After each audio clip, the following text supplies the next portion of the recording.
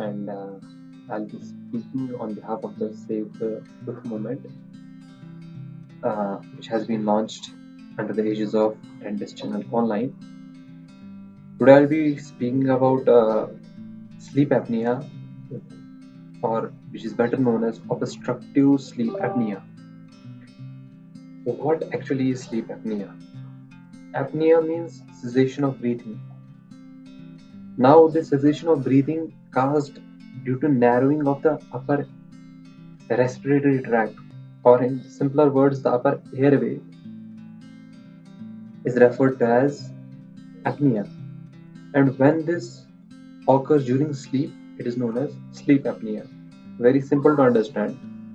Apnea is the complete cessation of breathing. We also have another term, that is hypapnea, which is only a partial narrowing of the cross-sectional area of the upper respiratory tract, that is hypapnea. Now, sleep apnea is usually seen in people who usually snore loudly in their sleep. So, most commonly, the people suffering from snoring will be the people who will be affected with this disorder. Some other symptoms that will be associated with sleep apnea would be fatigue and sleepiness during the day. We must take into account that since the upper respiratory tract has narrowed due to some problem, it may be an obstruction, it may be because of an improper posture, for example, lying down in a supine position, etc., which causes the upper respiratory tract to narrow its cross-sectional lumen. And because of the narrowing of the cross-sectional lumen, the patient is unable to get plenty amount of oxygen through his respiratory tract into the lungs, and that causes apnea. Now, how to identify people who will be at who are basically the poor risks for this disorder? See, first of all, middle-aged people and older people are the poor risks for this disorder. They are the most commonly affected, but this disorder can also affect children. For example, children with large adenoids and tonsils, they may also suffer from loud snoring. So in that case, we will see later how to treat that disorder. The second thing is,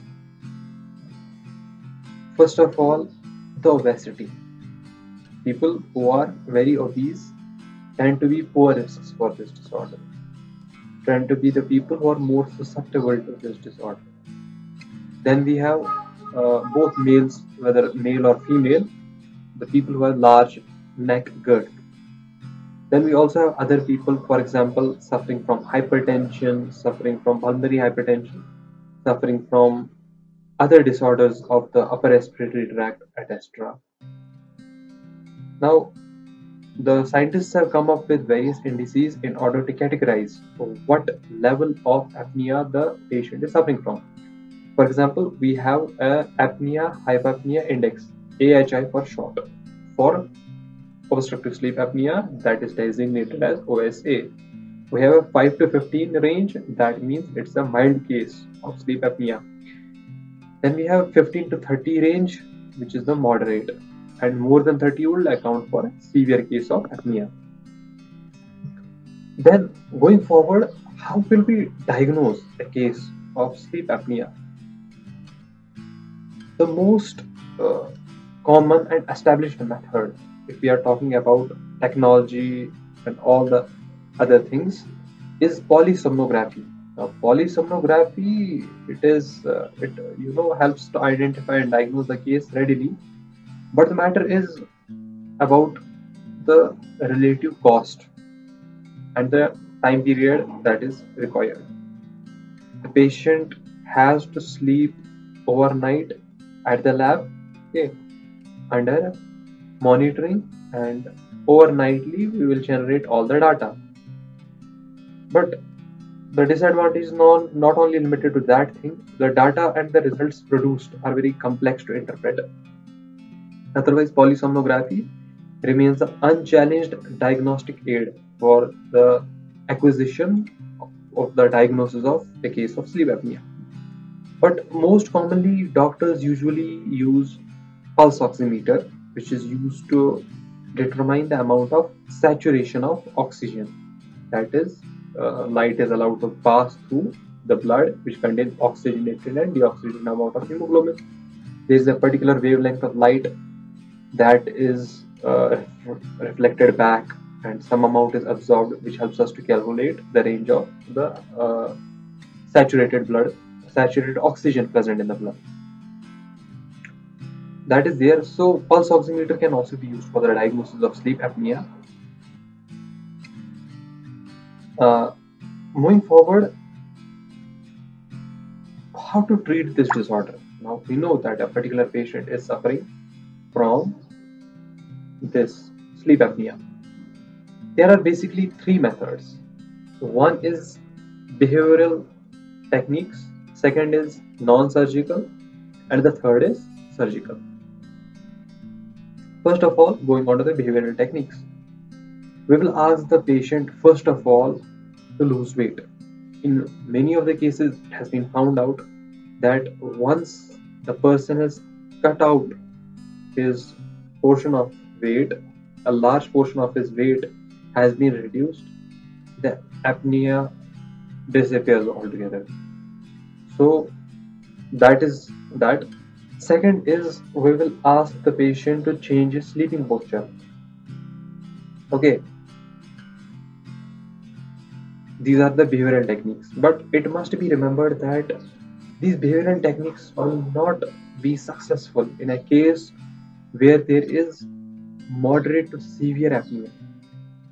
In those cases, this behavioral strategy technique will basically act as an adjunctive therapy. The main focus would be non-surgical and surgical. Then we have the non-surgical options. Non-surgical options, we basically have two things. One is CPAP, that is continuous positive air pressure, and second is the intraoral devices. And in the surgical methods, we have various surgeries and all.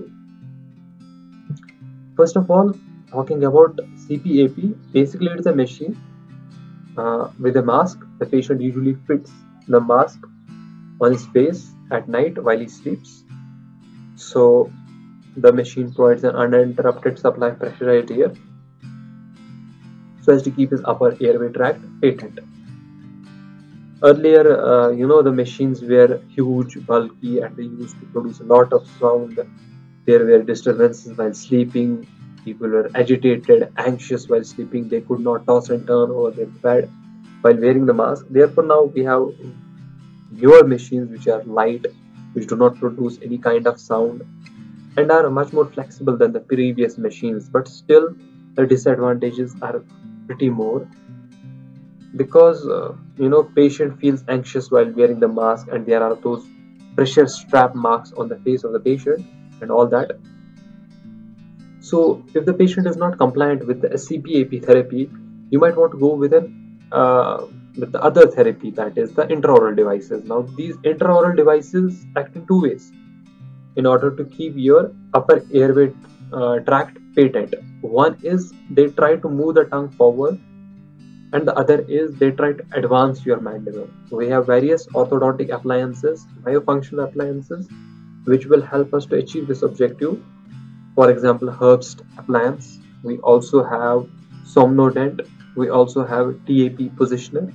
These are some of the few appliances which can be used.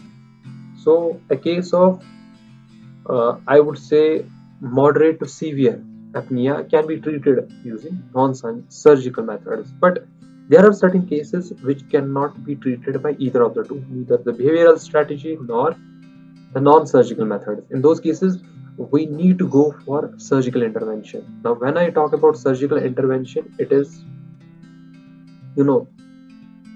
instant treatment of the problem. The patient will not go for a long period of adaptation, retention and all.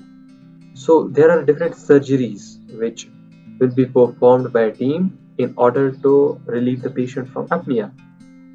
First one would be UPPP, three P's, uvulopalato-pharyngoplasty, okay, in which we try to increase the upper diameter of the upper airway. That's a long surgical procedure, not basically part of my topic right now, basically, but it is used in the treatment of sleep apnea, so I have to speak its name. Second, we have nowadays, I have also come to know about laser assisted uvulopalato-pharyngoplasty. We also have oral maxillofacial surgeons carrying out genioplasty in the region of the upper airway tract so as to increase its diameter and keeping it patent. In very emergency cases, when the patient is almost uh, very tired of apnea and all, the surgeon might go for tracheostomy. But on the whole, it must be remembered that once the apnea starts, patient during his sleep, obviously, the patient feels breathlessness at night. It arouses him from deep sleep. He wakes up, changes his posture, whatever be the etiology, and once again the airway is patent. He's able to breathe. He sleeps once again. Almost 20, 50, 30, 40, almost 100 times. It may occur many a times, n number of times during his sleep. And ultimately, what happens is that it occurs in a vicious cycle. Sleep apnea goes on and on. So it is better to know about such disorders and get yourself treated before this disorder can become life-threatening to you, because it is a very life-threatening and serious complication. So I hope my talk was able to clear most of your doubts. Thank you very much.